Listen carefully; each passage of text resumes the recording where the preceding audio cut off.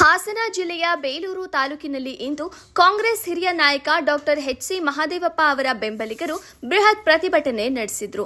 Doctor ಎಚ್.ಸಿ. Mahadevappa ಅವರನ್ನು ಸಚಿವ ಸಂಪುಟದಿಂದ ಕೈಬಿಟ್ಟಿರುವುದನ್ನು ಖಂಡಿಸಿ ಪಟ್ಟಣದ ಬಸವೇಶ್ವರ ವೃತ್ತದಲ್ಲಿ ಜಮಾಯಿಸಿದ ಕಾರ್ಯಕರ್ತರು ತಮ್ಮ ತೀವ್ರ ಆಕ್ರೋಶ ವ್ಯಕ್ತಪಡಿಸಿದರು.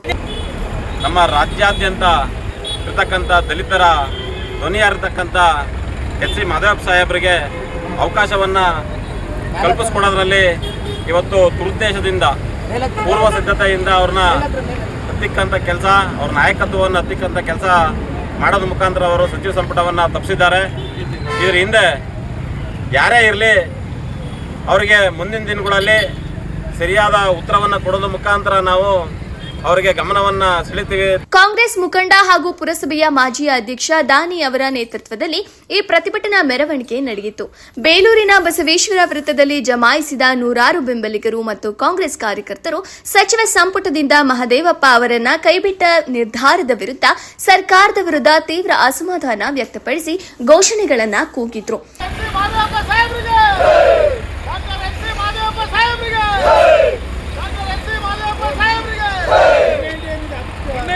ಹಿರಿಯ ನಾಯಕರಿಗೆ ಸಚಿವ ಸಂಪುಟದಲ್ಲಿ ಸೂಕ್ತ ಸ್ಥಾನಮಾನ ನೀಡಬೇಕೆಂದು ಆಗ್ರಹಿಸಿದ ಪ್ರತಿಭಟನಾಕಾರರು ಈ ನಿರ್ಧಾರವನ್ನು ಮರುಪರಿಶೀಲಿಸುವಂತೆ ಒತ್ತಾಯಿಸಿದರು. ಈ ಸಂದರ್ಭದಲ್ಲಿ ನವೀನ್, ರವಿ ರಾಯಪುರ, ಸತೀಶ್ ಗೋರೂರು, ಕೌರಿ ಕುಮಾರ್, ಚಂದ್ರು ಗೋವಿನಹಳ್ಳಿ ಸೇರಿದಂತೆ ಹಲವು ಸ್ಥಳೀಯ ಮುಖಂಡರು ಹಾಗೂ ಪಕ್ಷದ ಅಪಾರ ಸಂಖ್ಯೆಯ ಕಾರ್ಯಕರ್ತರು ಭಾಗವಹಿಸಿ ತಮ್ಮ ಬೆಂಬಲ ಸೂಚಿಸಿದರು. ಸಂದರ್ಭದಲ್ಲಿ ಬಹಳ ಇಡೀ ಕರ್ನಾಟಕದಾದ್ಯಂತ ಒಳ ಮೀಸಲಾತಿ ವಿಚಾರದಲ್ಲಿ ಮಹದೇವಪ್ಪನವರ ನಾಯಕತ್ವದಲ್ಲಿ ಮುಂಚೂಣಿಯಾಗಿ ಇವತ್ತು ಎಲ್ಲ ದಲಿತರು ಒಂದು ಸಭೆಯನ್ನು ಸೇರಿ ಒಳ ಮೀಸಲಾತಿ ಜಾರಿ ಮಾಡೋದ್ರಲ್ಲಿ ಅವರು ಪ್ರಮುಖ ಪಾತ್ರರಾಗಿದ್ದಾರೆ. ಅಂಥ ವ್ಯಕ್ತಿನ ಇವತ್ತು ಸಚಿವ ಸಂಪುಟದಲ್ಲಿ ಕೈಬಿಟ್ಟಿರೋದು ಎಲ್ಲ ಒಂದು ಕಡೆ ದಲಿತರು, ಅದರಲ್ಲೂ ಬಲಗೈನವ್ರಿಗೆ ಎಲ್ಲ ಒಂದು ಕಡೆ ಇದು ಅನ್ಯಾಯ ಆಗಿದೆ ಅಂತ ನಾನು ಹೇಳಕ್ಕೆ ಇಷ್ಟಪಡ್ತೇನೆ. ಸರ್, ಈಗ ಇದ್ರ ವಿರುದ್ಧ ಏನಾರವ ಕಾಂಗ್ರೆಸ್ ಪಕ್ಷದ ವಿರುದ್ಧ ಏನಾರು ಪ್ರತಿಭಟನೆ ಮಾಡ್ತೀರಾ ನೀವು? ಕಾಂಗ್ರೆಸ್ ಪಕ್ಷದ ವಿರುದ್ಧ ಪ್ರತಿಭಟನೆ ಅಂತಲ್ಲ ನಮ್ಮದು. ನಮ್ಮ ನಾಯಕರು ಮಹದೇವಪ್ಪ ಸಾಹೇಬರಿಗೆ ಸೂಕ್ತವಾದ ಸ್ಥಾನವನ್ನು ಸಿಗಬೇಕಾಗಿದ್ದು ಸಿಕ್ಕಿಲ್ಲ. ಅದ್ರ ಹಿಂದೆ ಯಾರ್ಯಾರು ದೂರದೃಷ್ಟಿ ಅವರವರ ಮಕ್ಕಳನ್ನ ಬೆಳೆಸಬೇಕು ಅಂತನೋ ಇಲ್ಲ ಇನ್ನೊಂದು ಯಾರ್ಯಾರು ದೂರದೃಷ್ಟಿ ಇತ್ತು ಅವ್ರದ್ದು ಇವತ್ತು ಸಫಲಾಗಿರ್ಬೋದು.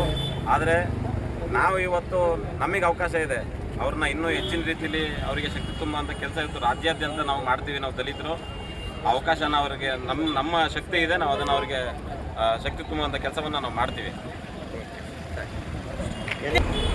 ನಮ್ಮ ರಾಜ್ಯಾದ್ಯಂತ ಇರತಕ್ಕಂಥ ದಲಿತರ ಧ್ವನಿಯಾಗಿರ್ತಕ್ಕಂಥ ಎಚ್.ಸಿ. ಮಹದೇವಪ್ಪ ಸಾಹೇಬರಿಗೆ ಅವಕಾಶವನ್ನು ಕಲ್ಪಿಸ್ಕೊಡೋದ್ರಲ್ಲಿ ಇವತ್ತು ದುರುದ್ದೇಶದಿಂದ ಪೂರ್ವ ಸಿದ್ಧತೆಯಿಂದ ಅವ್ರನ್ನ ಹತ್ತಿಕ್ಕಂಥ ಕೆಲಸ, ಅವ್ರ ನಾಯಕತ್ವವನ್ನು ಹತ್ತಿಕ್ಕಂಥ ಕೆಲಸ ಮಾಡೋದ್ರ ಮುಖಾಂತರ ಅವರು ಸಚಿವ ಸಂಪುಟವನ್ನು ತಪ್ಪಿಸಿದ್ದಾರೆ.